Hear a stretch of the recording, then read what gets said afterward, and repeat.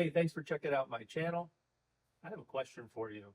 You know the Rosetta Stone, the story of the Rosetta Stone, and how it unlocked the ability of historians to be able to read ancient Egyptian hieroglyphics? Well, I want to tell you there's a very simple tool that has been used by painters that has similar utility. It's called the value stick.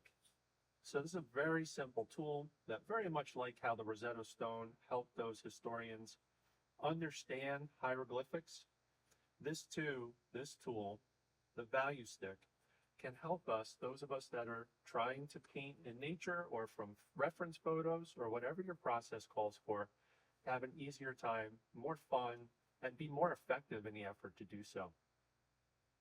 See, painting is really a language of light.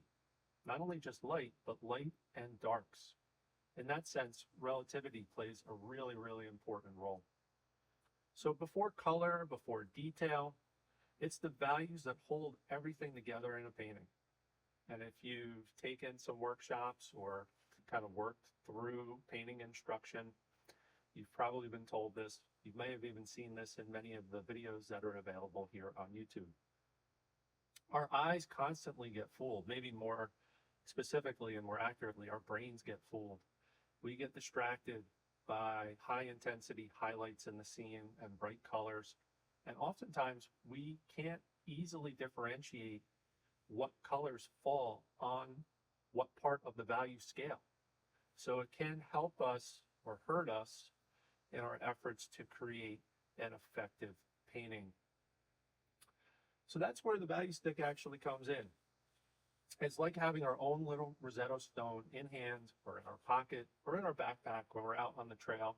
Just a few painted steps from light to dark on the value scale can help us through the use of comparison and relativity, identify the values that we see in a scene and have a more effective start on a painting attempt that we might be making on any given day.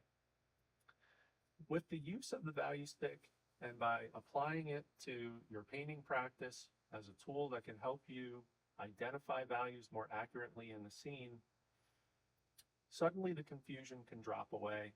You can more easily translate what you are seeing, and perhaps more importantly, you can more easily translate what you're seeing into a two-dimensional painting that'll make sense to the viewer. So the best part here is that you can make one of these on your own very simply and easily and inexpensively. You could use a scrap piece of plywood or any other surface that will allow you to apply paint to it and is durable, and that can be shaped into a small stick or a smaller panel like this. And I'm going to show you how. So come along, I'll show you the steps that I followed to build my own little value stick. And I'll show you a couple of easy ways with which you can apply the use of the value stick effectively to your own painting practice. So I'm going to take this existing template. This is an actual handmade value stick that I created. And I'm going to use this simply as a template. I'm going to trace onto this scrap piece of plywood the outline. It's roughly going to be the same. You can see that there's an uneven cut here. I'll sand that down and get that as straight as I can. I'm not aiming for perfection here, but I am just aiming to get it roughly close to my original template. I'll cut this piece and I'll sand it, and I'll come back and we will paint essentially the 9 values here, 1 through 9, on this new stick or tile, and we'll have our second value stick available. I'll probably paint it in casein. It's a water-soluble paint that has a milk protein-based binder.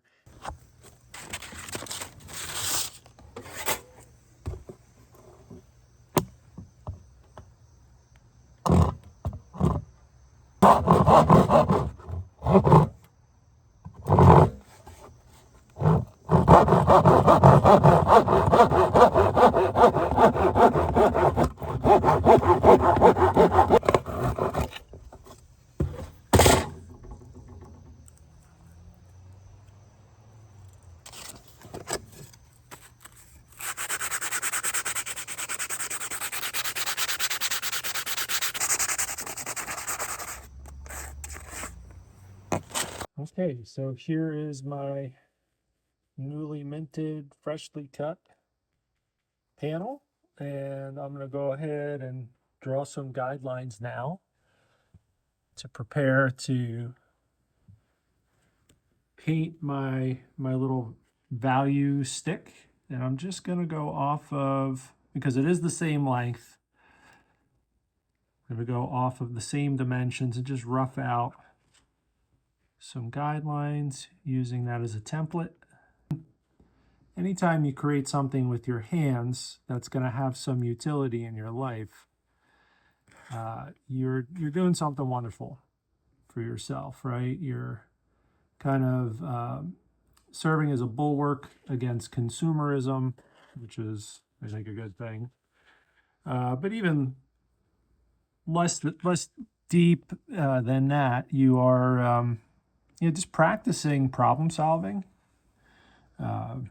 And using your hands and that mind, body, soul connection. That's all a good thing. So now what I'll do is I will go ahead and match these values 1 through 9 or 9 through 1. In this particular value scale, the darker the value, the higher the number. And I'm only doing 1 to 9. There's an infinite number of values you can incorporate into this. However, part of the benefit of using this tool is it empowers us as painters to simplify. That's so very important. So at any given moment, we can, when we're working on a painting, we can actually limit the number of values we're going to incorporate and actually force elements of the scene into a higher or lower value. Okay, in order to do this, I'm going to get a little bit of paper towel or shop cloth and set that aside. I have a little old pencil tin that I'm going to use as my palette, a little flat brush. Doesn't matter. This is a brush that I use with my water-soluble paints, and I think this might be, I don't know, it might be a 6. It's so worn and tattered that it doesn't include the actual label on there anymore. I have titanium white casein, and I have halftone black casein. This is, as mentioned earlier, it's a water-soluble paint. It looks and feels like gouache or even oil paint to some degree when you squirt it out of the tube. It has a milk protein-based binder. It does smell a little funky every now and again, but I love working with this. I much rather work with this personally than gouache or watercolor. So I'm going to squeeze out a little bit of white and a little bit of black.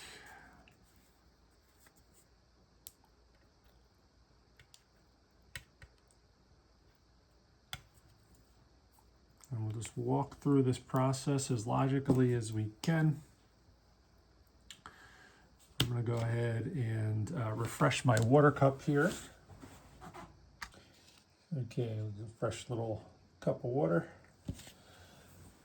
And we're going to go ahead and start. We will start with the white. And we're just going to fill in this little tile.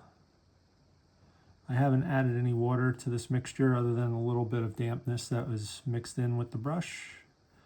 So it's right out of the tube, this casein. You can see it has a thickness and a butteriness, much like oil paint and some tube-based gouaches. And we're going to get this in there. And this is the easy part. The first 2 steps are pretty easy. And then you just go through a process of mixing your white and your black pigments to create the various grays. Step by step. If there's a little separation, I actually find that helpful. We'll make that as flat as we can and as even as we can without putting too much time and effort into it. Now I'm going to start with a clean brush, a little bit of water, a little bit of friction, a little bit more water, a little bit of friction until there's no more white paint coming out.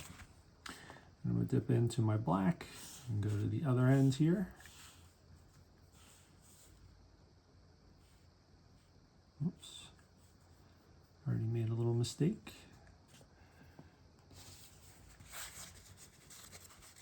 Let's see if we can correct that. If not, I'm not going to lose any sleep over it, that's for sure. But it is water soluble, so a little bit of water and a little bit of elbow grease or friction here with the paper towel should do the trick. There we go. And I might go over that band up top there with just pure white in a little bit, but for now, I'm just going to fill in this tile.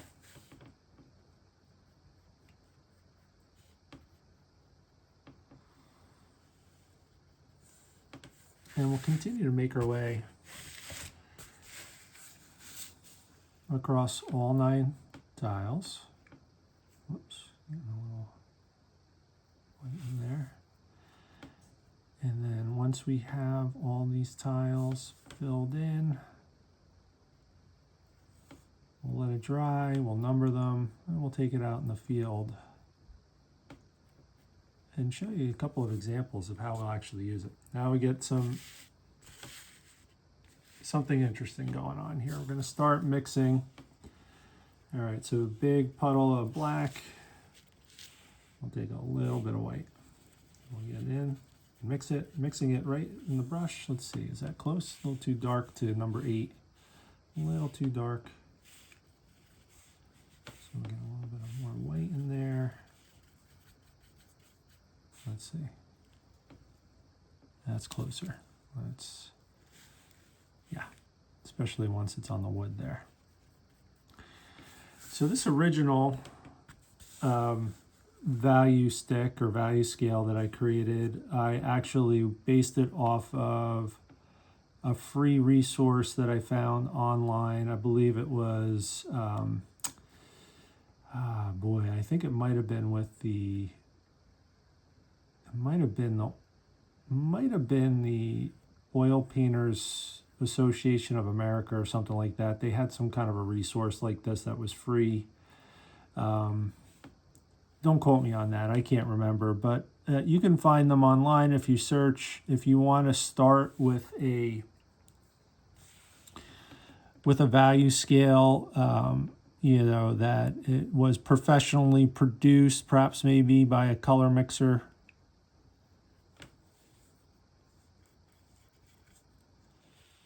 Instead of making a copy of a copy, which is kind of like what I'm doing right now. Working from an original source is always a good thing. Okay.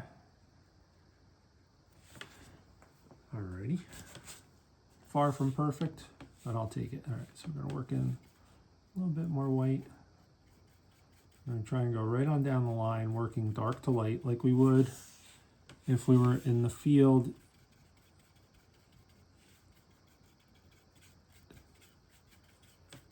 Using oils or pastels or an opaque water soluble, like casein, for example. We work dark to light in most cases. All right, let's see. Yeah, that's close enough. Might be a little too light.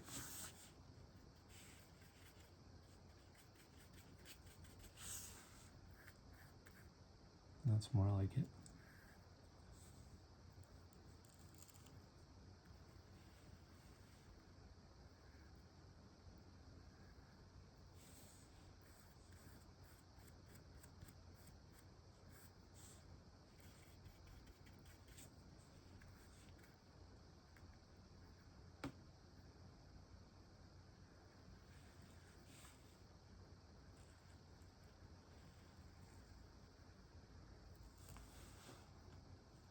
Subtle value change from 8 to 7.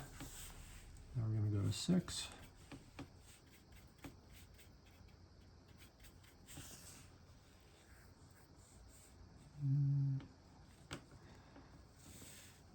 Let's see, I'm gonna get this right on the edge, and then I'm gonna flip this just to, oh, that won't work. Oh yeah, well, I could do it this way. So we want 7 and 7 to match, and then 6 and 6 to match. A little bit more black. Oh, oops, got a big glob of black on there. I don't want that.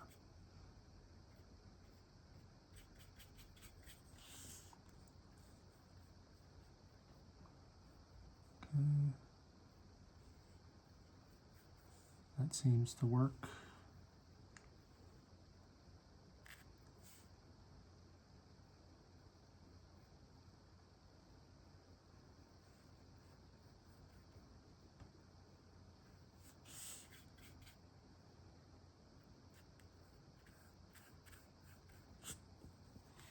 I'm going to go ahead and put this back the way it was so I don't inadvertently mark it up.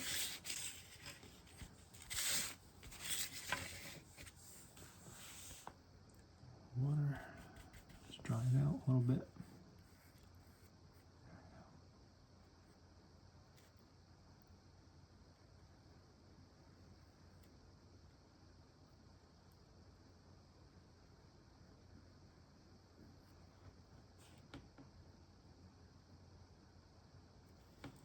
Okay. And a little bit more white.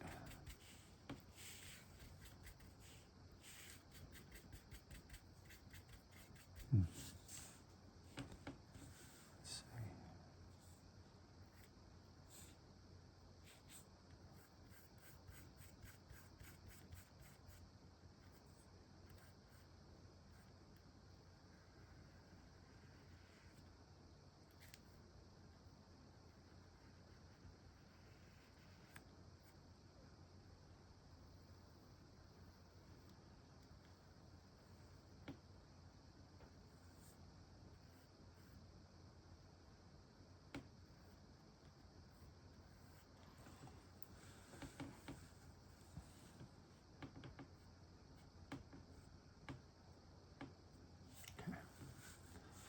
And a little bit more white.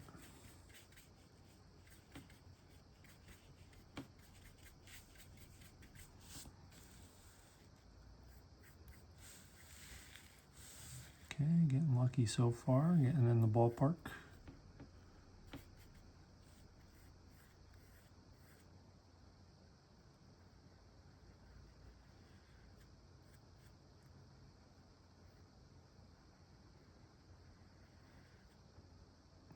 And as this pigment dries, and as I see these different values relating to one another, as I get closer to filling this all in, I can make adjustments. No problem. I could also fix some of the errant brush strokes and instances of coloring outside of the lines.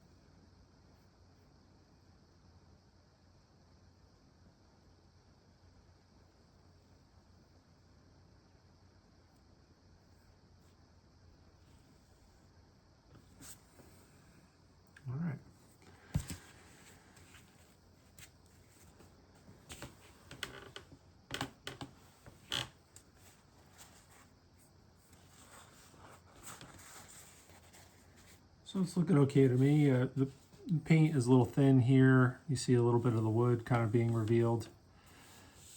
There might be subtle shifts from one value stick to another, but all in all, pretty good. What I'll do is I will get a Sharpie and I will actually draw the numbers in. And then we'll be ready to go test it out in the field. All right, got my little neutral gray Sharpie instead of the green that I used on my original one.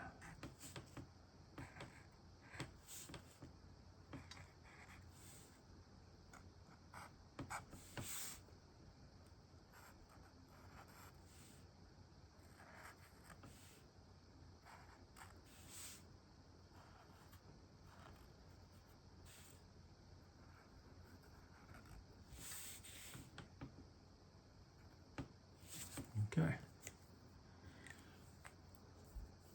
This casein dries really fast, almost as fast as watercolor. It's almost fully dry. I might come over it again and put another layer on it. But that's how you can create your own value scale or value stick. Very durable. You can take it out in the field with you if you wish to. And yeah, very, very useful. We'll show you a couple of examples now on how you can use this, apply it in the field to help simplify your values, and with the intention of having an easier time simplifying scenes and painting stronger paintings.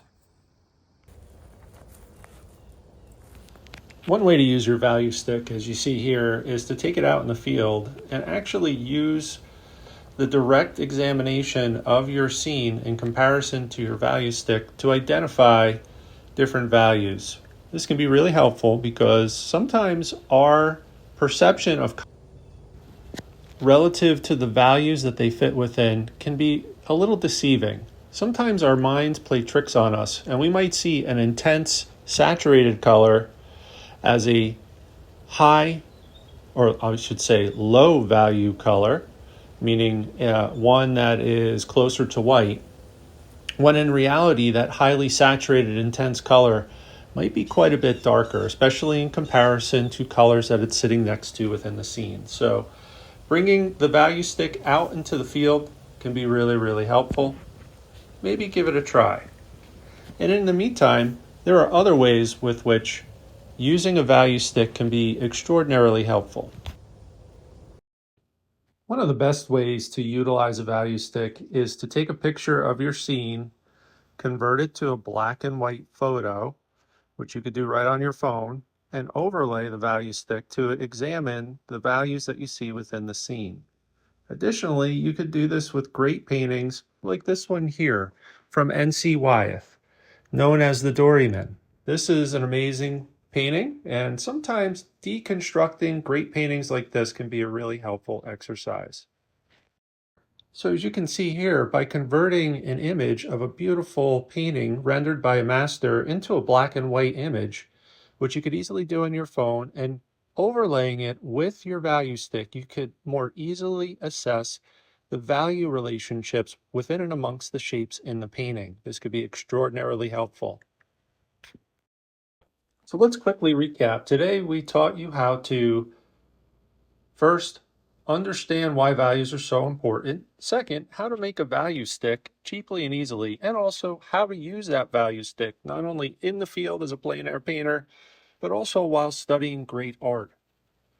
So take action on this today if you're interested in maximizing the use of values in your own painting practice.